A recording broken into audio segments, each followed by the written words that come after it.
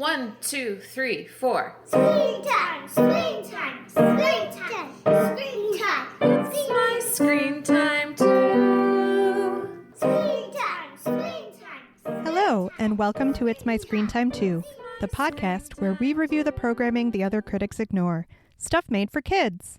Find out what to watch for family movie night, what to avoid altogether, and what you'll want to watch alone voluntarily. I'm Katie. I'm Deborah. And I have 2 kids, ages 5 and 8. And I have 3 kids. They are 14, 11, and 11. Today, we are reviewing Queens, a new show on Disney+. And we're reviewing it because it's Earth Week, and we rarely stray into nonfiction territory, but this is a good match for a new show and a holiday celebration of Mother Earth, or Gaia. Here's a brief description of Queens. It premiered this year, 2024, on Disney Plus in 2 main chunks. 3 episodes came out on March 4th, and 4 episodes were released on March 11th. The show is narrated by Angela Bassett. Episodes range from 44 to 50 minutes each, and the final episode is a making of special. This is a series that's aimed at elementary school-aged kids, but there is some gore in the hunting scenes. And Actually, I made a mistake when I first wrote the doc for this because I only looked at one source and not the other. So let me correct here.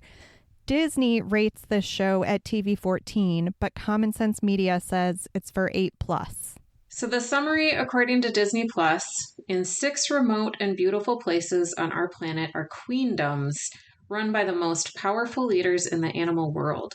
These queens are sisters, single mothers, and grandmothers. Queens tells their stories of resilience, strength, love, and loss for the first time. A final episode celebrates the women going to great lengths to document and protect our animal queens. We watched 3 episodes. Episode 1, African Queens, Episode 5, Mountain Queens, and the final episode, 7, Behind the Queens. All right, let's get right to it. Deborah, did you like it? I did like it. What did you think?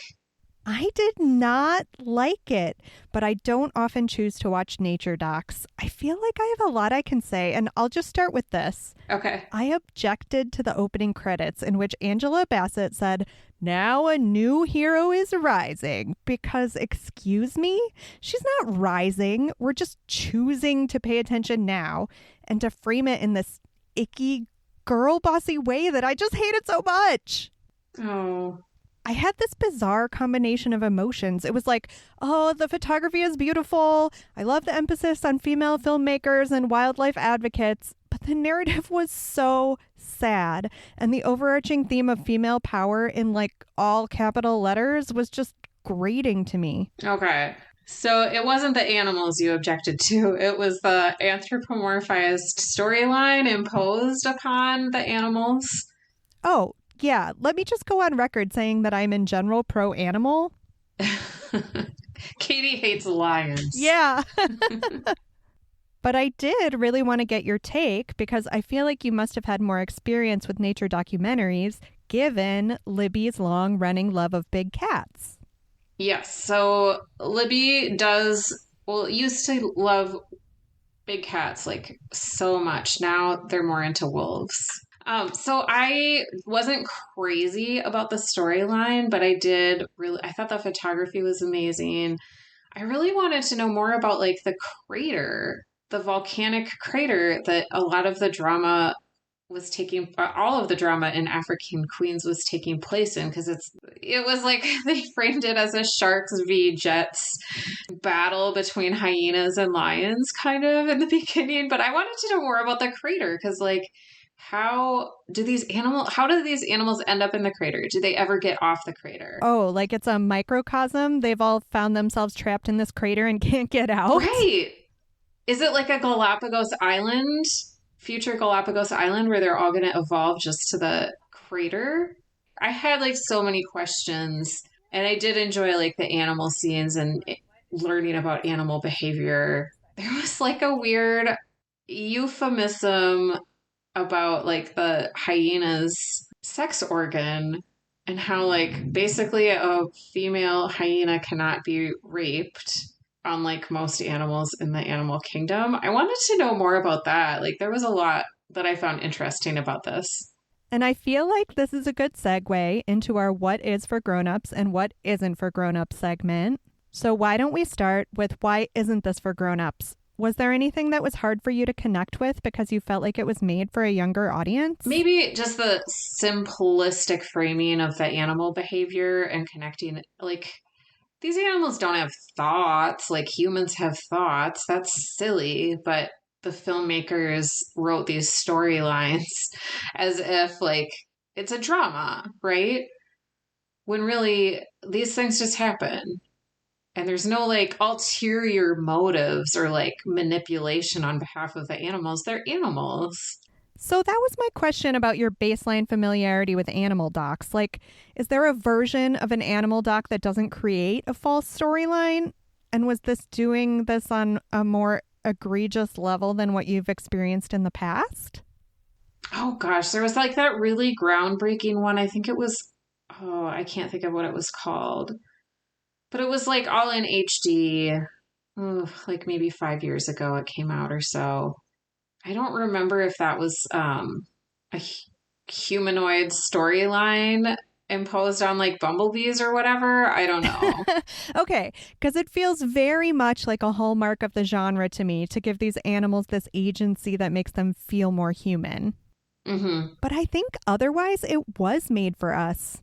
Like, I don't think there's a lot of quarter given here to childish sensibilities. There's a lot of killing. There's a lot of confrontation of the idea of death and the ever presence of the threat of death. And so many dead babies. So many dead babies. Right. I don't know. It's been a really long time since I watched, like, Wild Kratts. It would have been good to do, like, a refresher on Wild Kratts and how they deal with things like predator-prey relationships, or, like, grown-up lions killing baby lions to make sure that their DNA is the DNA that survives. Yeah, there was a lot more of that than I was prepared for sure. I also just got to go back to the eye-rollingly Girlboss text on the poster. Did you get a look at the poster for this show? It's silly. It's a prowling lioness coming towards you on the poster, and it has text all around it. And it says, "All hail Mother Nature. They reign. Long live queens," and "fierce," and all sorts of ridiculous things like that, when the quote-unquote reality as presented in the show is overwhelmingly sad. And as you know, I don't like to feel my feelings. So it's like the monkeys try to steal one another's babies and have horrific miscarriages brought on by trauma. And the wolves turn on their own daughters and their own siblings, and the sister hyenas brutally fight and exile the other sister hyenas. And there are, again, just so many babies dying. Yeah, I don't know. I guess I going into it, I knew an animal documentary is going to feature, like, cruel, unforgiving death. For sure, because they always do, because that's just part of being a wild animal, especially a wild animal in a volcanic crater. I guess I was prepared for the predator-prey stuff. I was prepared for some scenes of taking down some creatures. Mm-hmm. That's fine. I was not prepared for their own babies dying so often. That really hit me hard. It's too much for my sensibilities. Mm-hmm. So I obviously overlapped into the why is this for grown-ups territory. It's not a soft and squishy show. It's a show about power, not about love. And I guess if you're susceptible to an "I am woman, hear me roar" message, maybe you would find this appealing. But I just found it sad. So why don't you tell me why it was for grown-ups? Well, why I think it's for grown-ups, I mean, it's super interesting, super beautiful to watch. I think Angela Bassett, even though, like, I think we both agree that the script was kind of dumb, does have a beautiful voice and a gift for narration. So she was a great choice. All right, should we get into the weeds? Sure. This is where we usually talk about cast or character standouts, but was there one matriarch of the bunch whose story resonated most with you? I liked that Ethiopian wolf who'd been in charge of her pack for like 10 years. She had to make some really tough decisions, but I thought that I liked her story. And I didn't know anything about Ethiopian wolves. I thought they were super cool. Here's my big question coming out of that story, because it was my favorite as well. So the whole thing is her pack is getting too big, and she has to make the painful decision to send one of her daughters away to start her own pack. And that daughter is sent out to be alone. So my big question for nature is this. If the pack is getting too big and you need to start a splinter pack, why couldn't she just have sent a couple or a few off together? Why did she have to just totally divorce one? It was too much. It was too sad. Oh, but it's all about genetic diversity. I know. You could have sent two sisters off. Like, they still have to find new mates. That's fine. That creates the necessary genetic diversity. But they just so hammered home this idea of the profound loneliness of the one wolf that was sent off alone. Like, why not send them off in small groups? Right. But yeah, I wondered about that too a little bit. And then I just assumed if like there was one nice sister, they wouldn't have left probably. She had to be like totally shunned by everybody in order to get the message. And like they're animals. They can't really plot out their strategy. Fine. I'm taking the narrative too seriously. It's fine. What did you think of the lionesses? Because they were definitely second place for me. I was surprised by how grossed out I was by the bugs in the first episode. Like, they're just chilling, covered in bugs all the time, which made it hard to connect with them on an emotional level. Mm-hmm. I didn't think that, I mean, I know they all lived in the same place, but I didn't think it was fair to the hyenas to kind of juxtapose them with the lions, because hyenas are ugly. So ugly. They look ugly, they sound ugly, they behave in an ugly manner. I mean, their pups are like kind of cute, but not super cute. Not like a little baby lion cub. So I could have done without the whole, and this is like probably going back to imprinting on the Lion King as a child, but I just feel like hyenas are villains.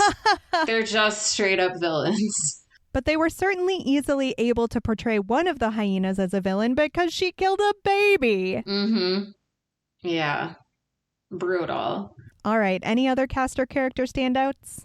I thought the Behind the Queens episode was interesting. I wanted to know, like, we got very brief introductions and overviews of the filmmakers behind these projects, and I thought some of them were very fascinating. Yeah, I almost wish that they had gotten more of a 50-50 split and like presented the making of as part of the episodes, because I think that would have done a lot to mitigate a lot of my negative feelings, which you're so right, we're all around this imposed narrative that the filmmakers were less responsible for. Mm-hmm. I don't want to negate the beautiful work that they'd done. Right. One in particular that I didn't feel like got enough screen time for my taste was the woman who worked at like the elephant sanctuary or the place that tracks elephants, and they were just like able to recognize one of the elephants by posture alone. They were like, oh yeah, we know her. Yeah. There seemed to be some really beautiful stories there. Mm-hmm. All right, well, now is where I have to ask you about the writing and the imposed narratives and what you thought. I think you know what I thought. Yeah, I feel like I don't have a whole lot to add. I mean, I did think it was forced, silly, Yeah, melodramatic, kind of behind the times. I mean, the Girlboss era was like 5 years ago. Did you know that Disney's documentaries are single-handedly responsible for the widely believed myth that lemmings commit mass suicide by jumping off cliffs? No. Did you know that? No. Was that something you thought you knew about lemmings? I've never really thought so much about lemmings at all, really. Okay, well, I feel like it was pretty accepted wisdom, or is pretty accepted wisdom, that like any sort of mass hysteria event is compared to lemmings. Sure. Just blindly throwing themselves off of cliffs when that is not a thing that really happened. I guess in 1958, Disney released this documentary as part of their True Life Adventure series. And they claimed that lemmings would commit mass suicide every 7 to 10 years to combat overpopulation. And they showed footage of it, but it was all faked, and the lemmings were just thrown off a cliff by the filmmakers. Oh, that's terrible. Yeah, so it really makes you think about what we're believing when we're consuming these nature documentaries. Right. All right, did you have any thoughts on the music? I felt like the use of contemporary music was very intentional, and it was supposed to be a crucial component, but I just didn't know enough about any of it to feel one way or the other. I thought it was kind of funny. Like, they played some punk rock songs. They played like a cover of I'm a Survivor when they were like highlighting these queens in their element, celebrating their power. I thought it was funny. I don't think it was intended to be funny, but I laughed. That's exactly it with the whole girl bossiness of it. It's like not done with any knowledge that we as a society have moved past that. There was no self-awareness. Mm-hmm. In that way, it reminded me a bit of the Amazon Prime Cinderella movie we reviewed a couple years ago. Yeah. All right. Did you have any thoughts on the structure? I liked having each episode go back and forth between like two different animal groups and learning about two different animal species at once. Right. They could have also made like 25-minute episodes that just focused on one group, but I thought this was like a better choice probably. So I didn't have like a problem with the structure. I thought it was fine. It must be so hard to get all this footage, because I can imagine they had like hours upon hours of footage from all these places and like trying to figure out how to splice it and how to make it into a story. Right. That's got to be so much a part of the process for any documentary filmmaking. I certainly wouldn't have the patience for it. And it's not like they're reality TV producers where they can like slip the lioness a little extra to drink and get her to talk extra. Well, And I don't know. They could just herd those lemmings off a cliff. maybe they're able to influence the animal behavior more, like a reality TV producer.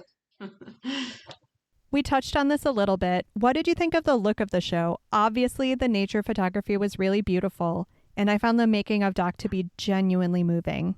Mm-hmm. Any other thoughts on those? Just there were amazing shots. I guess the one thing when they did like the night camera, that turned out weird to me. The one where they had a night camera where they could make everything look like it was still in color, so it was hard to tell that it was even nighttime. Right. Yeah. And that was in the first episode, African Queens. I don't think they did that in the Mountain Queens episode. Right. Yeah, so I didn't love that as much, just in terms, I'm sure like if you're a filmmaker and you have access to that technology, you want to use it. But as a viewer, I didn't like it as much as the daytime scenes. Which did you prefer? Because they also had some nighttime scenes that they did. Forgive me if I'm using the wrong tech terminology, but it looked almost like it was an infrared thing. So everyone appeared glaringly white. There was no color at all.